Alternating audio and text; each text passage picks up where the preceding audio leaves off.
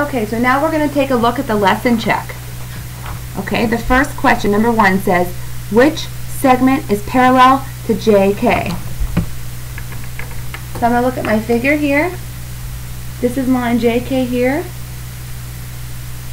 So I'm going to look, and I see line NO. That's my answer.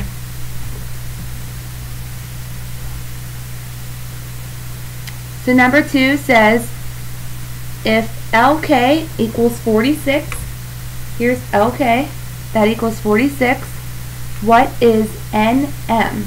Here's NM, this is LK. NM will be equal to 1/2 of LK because of the triangle mid-segment theorem. So we know that LK, do you see it right up here, equals 46. So 1/2 times 46 equals NM. So 1/2 of 46, and M equals 23.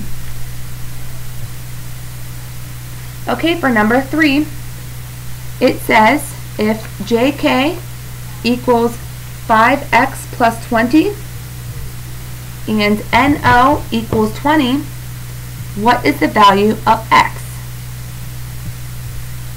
So we look at our picture, it gave us that JK, this entire length here, equals 5x plus 20, and NO equals 20. So what we can say here is that JK equals 2 times NO. The length of JK is twice the length of NO. So my JK equals 5x plus 20, and that equals 2 times NO is 20. So 5x plus 20 equals 40. And then I can take this 20 over to the other side, so I subtract it from both sides, and I have 5x equals 20.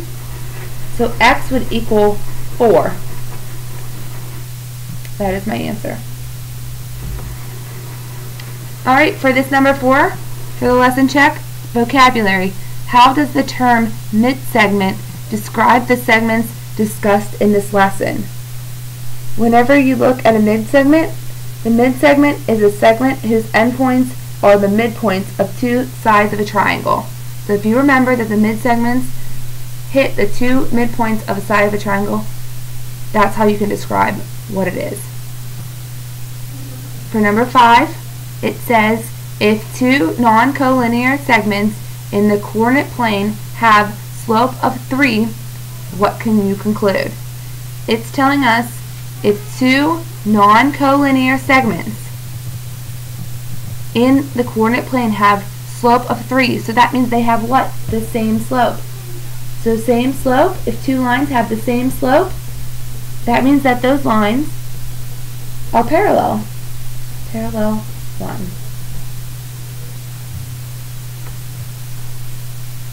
So for number 6, it says a student sees this figure and concludes that PL is parallel to NO.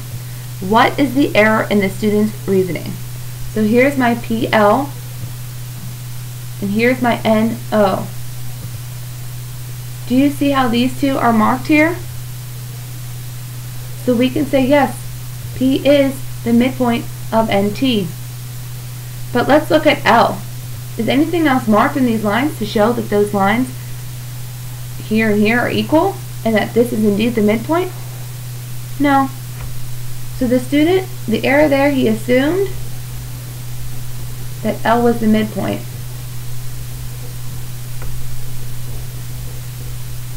Of OT. That's not given, so he can't say that. Okay, now down here for the practice problems at the bottom. So let's start with these 3 pairs of parallel segments in each diagram. So we're going to look here. I'm going to highlight my mid-segments here. Okay. So let's start with GJ. GJ would be parallel. Here's GJ. It's going to be parallel to FK. LG. Let's look at LG. Here and here. LG would be parallel to KH. And finally, JL. JL is here, and it will be parallel to FH. Okay? Go down here to find the value of X. When we look at these lines, we see that this here is marked, this here is marked, so that's telling me that this is a midpoint.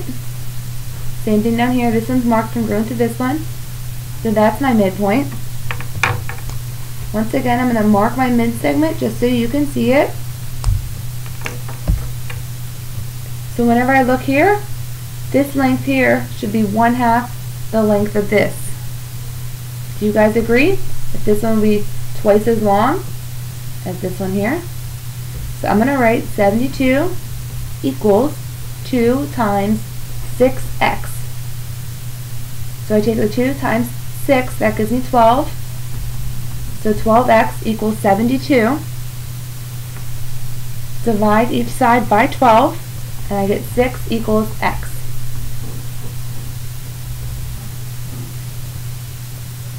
To check that, you can see that 6 times x would be 36 for this whole entire length. And whenever you multiply 36 times 2, you get 72. So that's correct. I'm going to give you the answer for this one here. You should get x equals 17. But I want to see your class done tomorrow.